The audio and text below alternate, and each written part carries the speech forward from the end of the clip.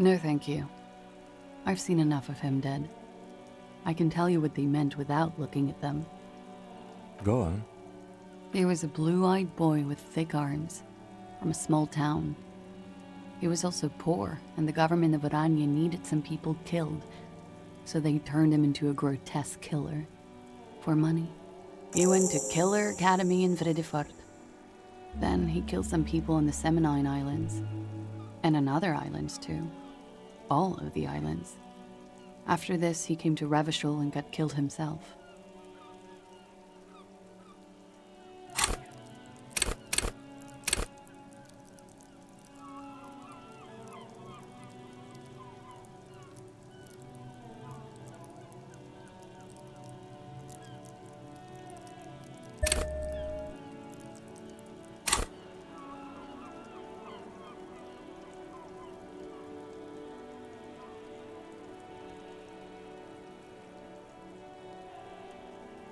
Change of topic, perhaps?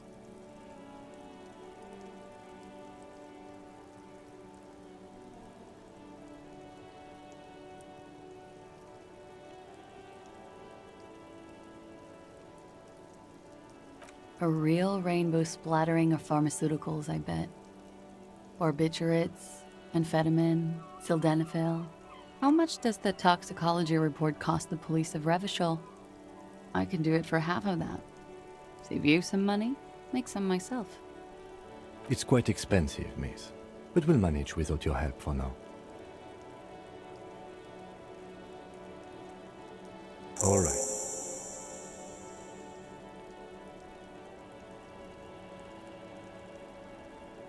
Coolly, gracefully, she pours herself more coffee. Wait, stop. That man, bloated beyond all recognition, was 42?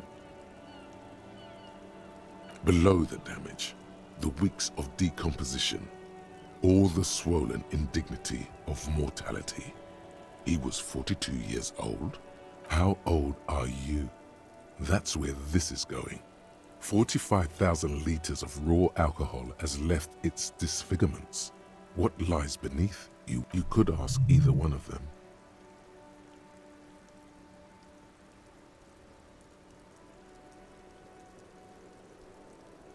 Huh?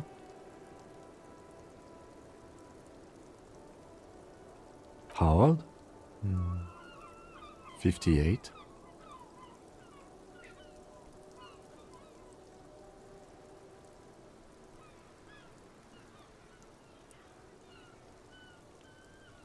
He was deceased. He had been decomposing for a week.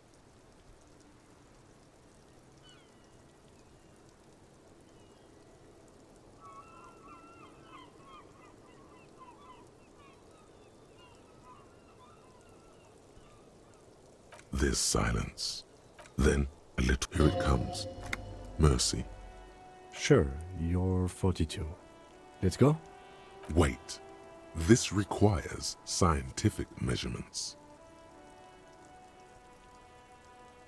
To the laboratorium.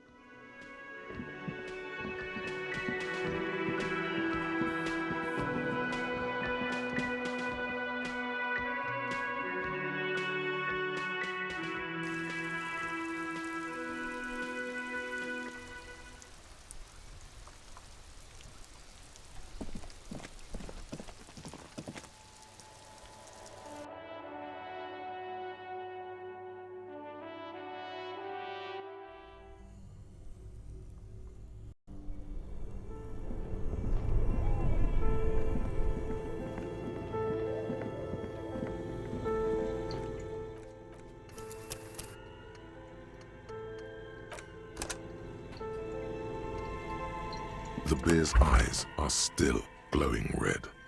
It's guarding over the freezing corpse hidden inside its belly. Your arms reach out and your eyes close, as if by their own volition. It's dark all around. You feel cold, slippery flesh, first with your fingers.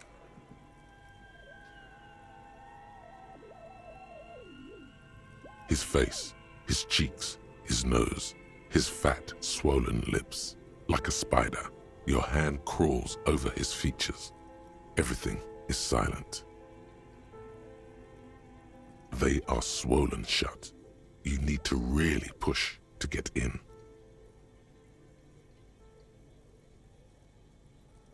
Only the little one fits. The flesh changes shape as you bore in, searching for something in the cartilage. The thing you're looking for, it's not there. Crawl out, spider.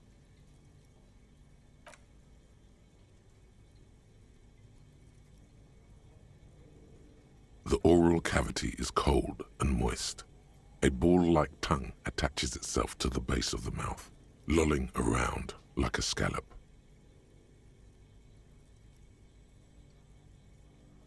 The tongue moves freely in the cavity. The mucus of the mouth is slippery, delicate to touch. From the soft meat, teeth are budding. Hard pearls of bone in the gums. Can you feel it? You're so close. Rip his jaws open now. Look in. A vision of black and dark red death, pried open by your naked hands and studded with teeth. Looks like he's laughing. Death fumes rising from the throat, and there, in the back of his mouth, above the bell of the uvula, you see a hole, barely visible to the human eye. It is swollen shut, almost vanished. No larger than 0.4 centimeters in radius, the edges appear darkened. An abrasion collar. This is what we're after. Abrasion collar.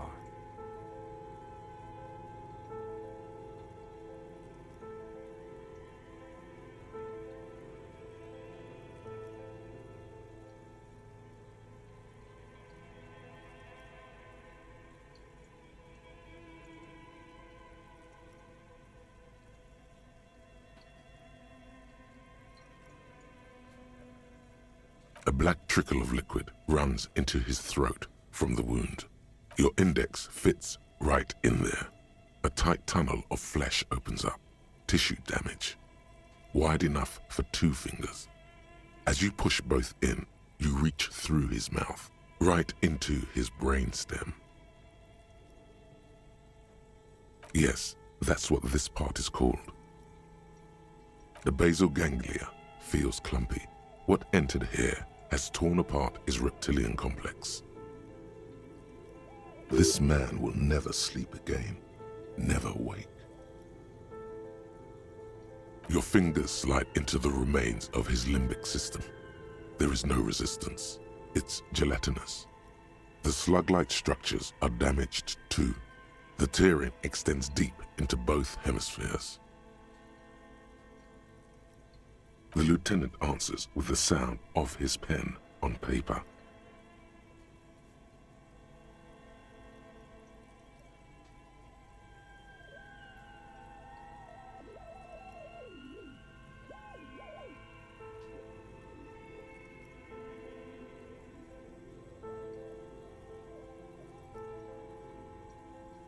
Your fingers are all the way in now, reaching toward the inside of his skull. The cavity goes further, but the entry wound isn't wide enough for the rest of your hand to follow. Your fingers reach toward his skull. His cerebral cortex feels like jelly, cold jelly.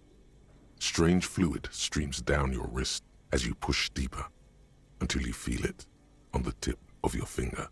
Sharp, serrated material. The edges cut right into your skin.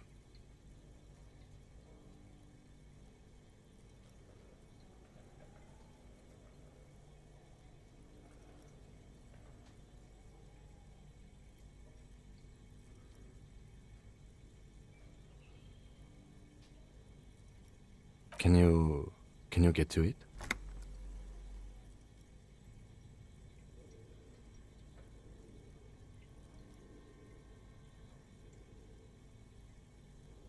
There's a tiny crack, a protrusion in the cranium, right in the back of his head.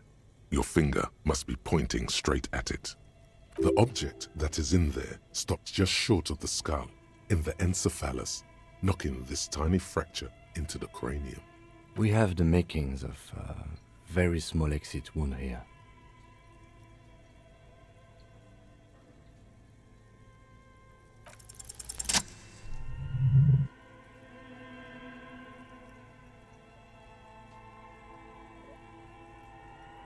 You pick the object between your index and middle finger.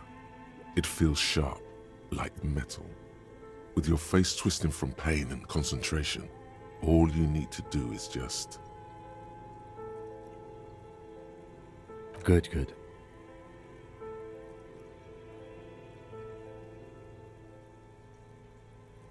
The inside of the head feels cold and smooth, like a glove, sweat dripping down your brow.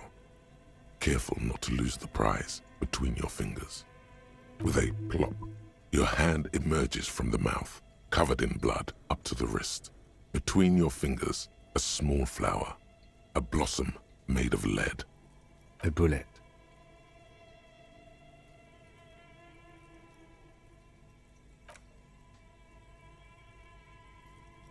The bullet falls in the bag, leaving a smattering of blood on the plastic. He raises the bag under his eyes and says, A non-caliber rifle. Some kind of brittle alloy. Fractured on impact.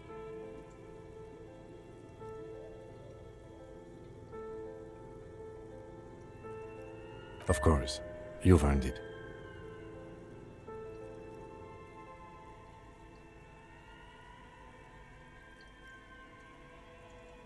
We need to add an item to the injury list. Injury number 4. Oval entry wound with an abrasion color. Soft palate, back of mouth. High velocity.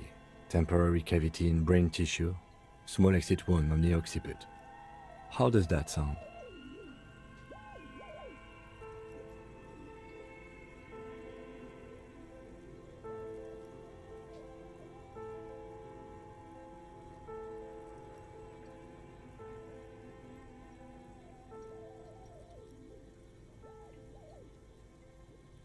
Opinion, fatal injury.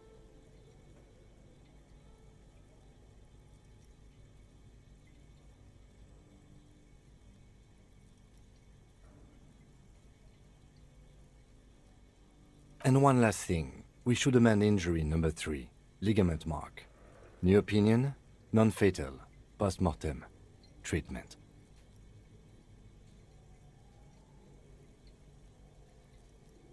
He's proposing the bullet was the real cause of death, and the hanging an attempt to conceal this fact.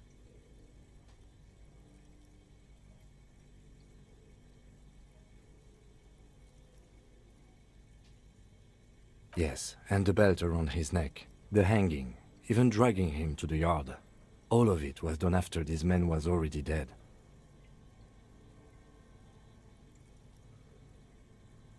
I have had my doubts since you showed me the tracks. Why did they carry him over? Why not march him, I thought. There was no satisfying explanation. There have been other signs too. Small details.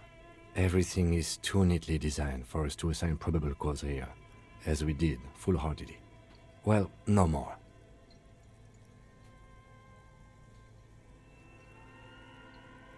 We almost fell for it, he thinks. Or there is, of course, the very real possibility he was both shot and hanged.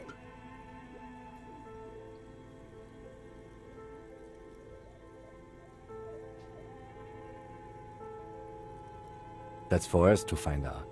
But this, it will make finding them just a little easier. To hide something. The real killer, the real motivation, what really happened here. Oh, you really do. I am glad to hear you say that. Your room in the Whirling in Rags should come with a bathroom. Be sure to make use of it in the evening.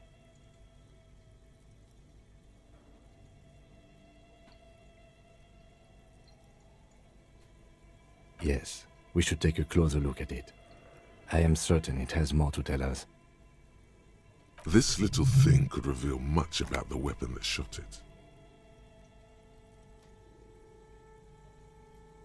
We bag the corpse and carry him to the holding pen of my kinema. I can transport him to processing myself, but I will be gone for the rest of the day. Work on the case. Tend to personal matters. Try not to do anything too dangerous. An officer needs backup in a neighborhood like this. I'll leave that choice to you. And one more thing. Great work, detective. After you bag the corpse, Lieutenant Kitsuragi will leave the party until tomorrow morning. You can do side tasks and even the main case, but it might be more difficult. Plan his exit accordingly.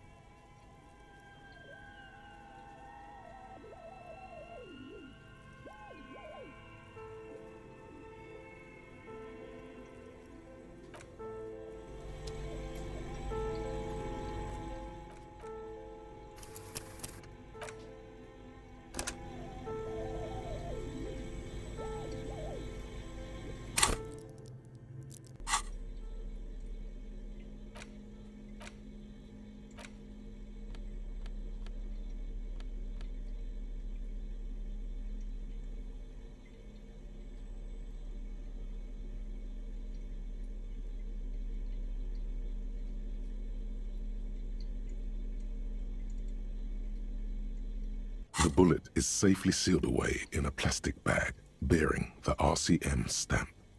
Kim has filled out the label on the bag with the item number, case number, and date and location the bullet was found. What?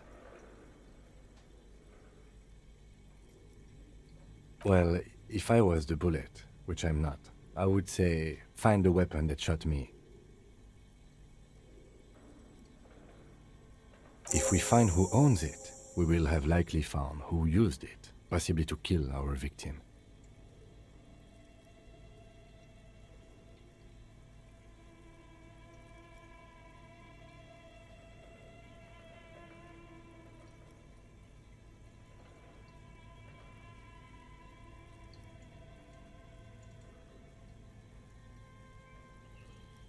In conclusion, the more we know about this bullet of yours, the better.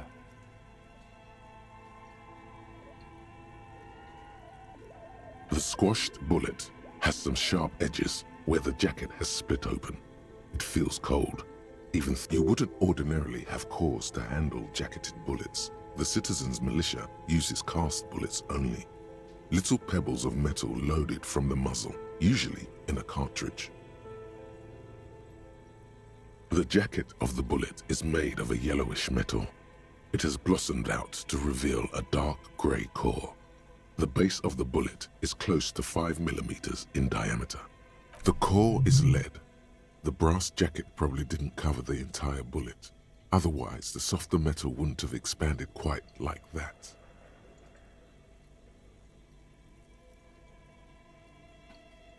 You can just about make out a few striations near the base of the bullet. Little hairlines, linear. It feels standard. It's quite destroyed. Some of the fragments are still lodged in the wound. What can you say about the bullet so far?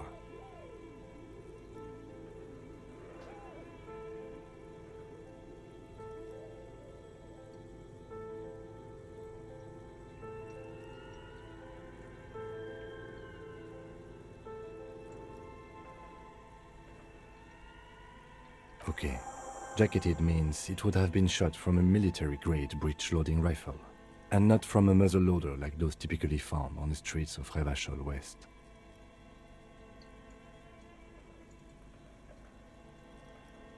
Highly unusual.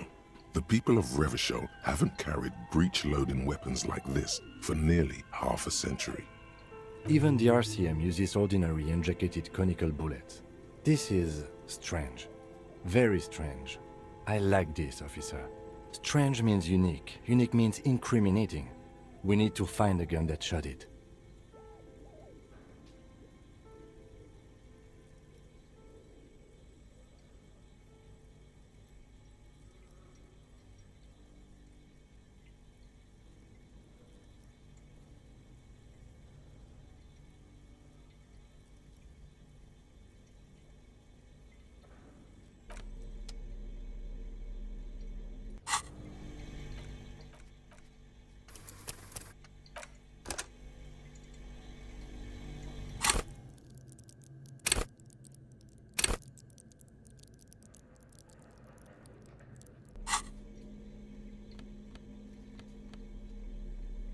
The bullet is still safely sealed away in a plastic bag bearing the RCM stamp.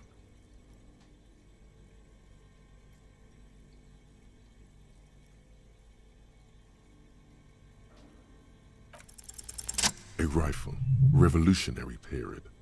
Your bullet looks to be an old 4.46mm from the surplus left over from the turn of the century. Probably an antique or a retrofitted antique. The 4.46 caliber was widely used with the Belmargrave rifle, a Revacholian manufacturer. The BM dominated the battlefields of the Insulindian theater of the anti-centennial revolution 50 years ago. Incidentally, you have just such a rifle with you, the dusty old thing you found hidden in the basement below the commercial area. It's unusable, sadly. If it were, the bullet would probably fit the chamber. No, but Zeliger, a major firearm manufacturer, ended up with a surplus after the war. So there are still a lot of these old military rifles floating around, usually broken. The quality was appalling. Antiques enthusiasts, guerrilla fighters in distant countries, a few lucky jamrock bangers. You're looking for the same thing you found in that hidden weapons cache, only in working order. What are you thinking? Bullet?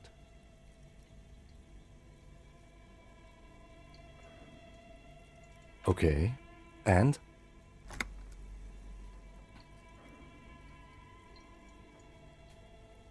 An antique. That makes sense. There can't be many breech-loading rifles floating around in Martinez, or anywhere in Ravachol, really.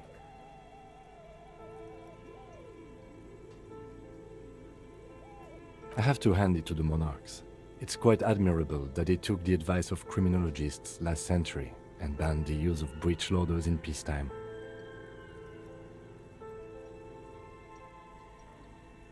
Some new RCM recruits get impatient with their muzzleloaders once they've trained with military-grade weapons, but they realize it's worth it in the end.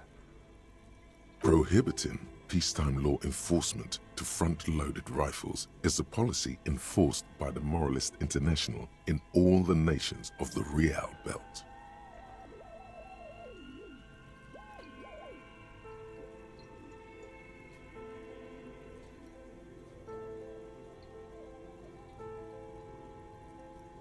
Imagine if everyone, cops, citizens, had access to firearms that could shoot multiple rounds without pausing to reload.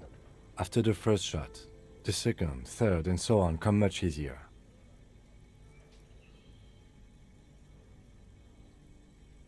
But back to the investigation.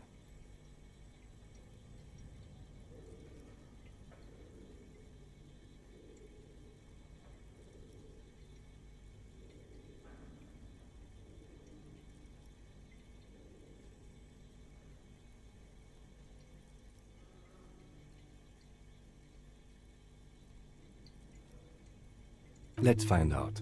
Next step, finding the gun itself.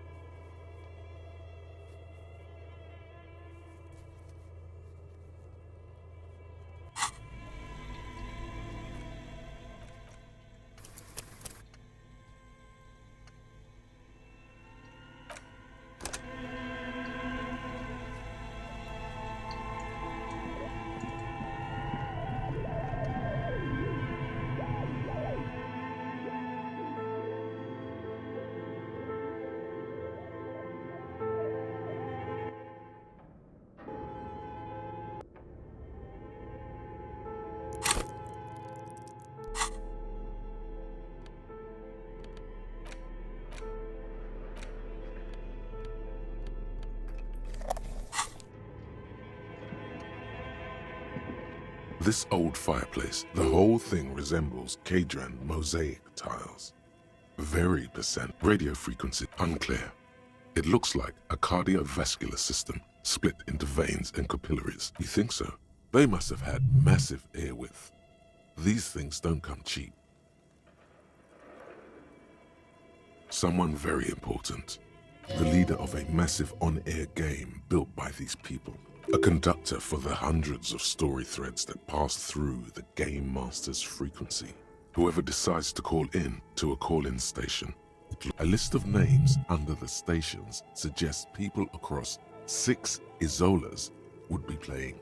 All of this is gone, left unrealized. There's no way a little basement studio working here could... My God. It's as if the less money they had, the more ambitious their project became.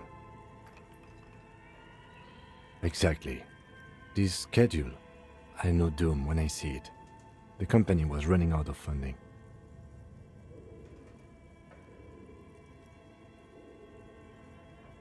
Nothing.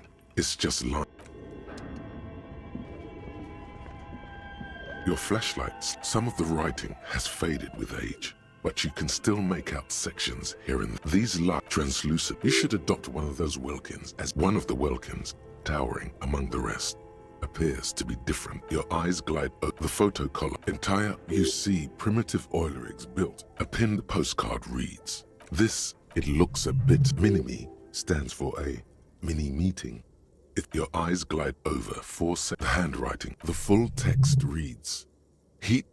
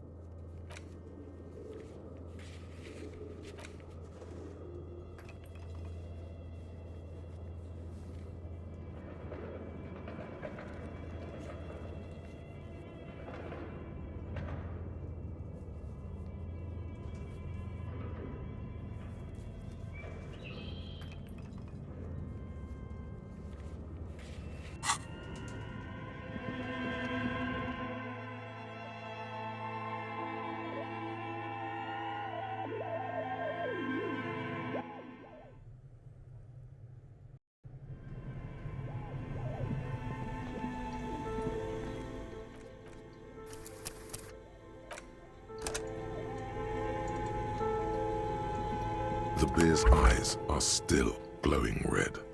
It's guarding over the freezing corpse hidden inside its belly.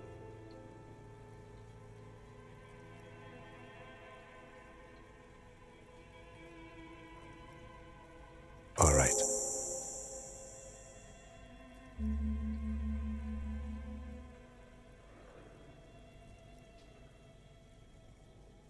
There go those beautiful enamel boots. You will never own the full set now. May they rest in processing. Oh well, in another lifetime. I will need a little help carrying him. You take the hands, I'll take the legs.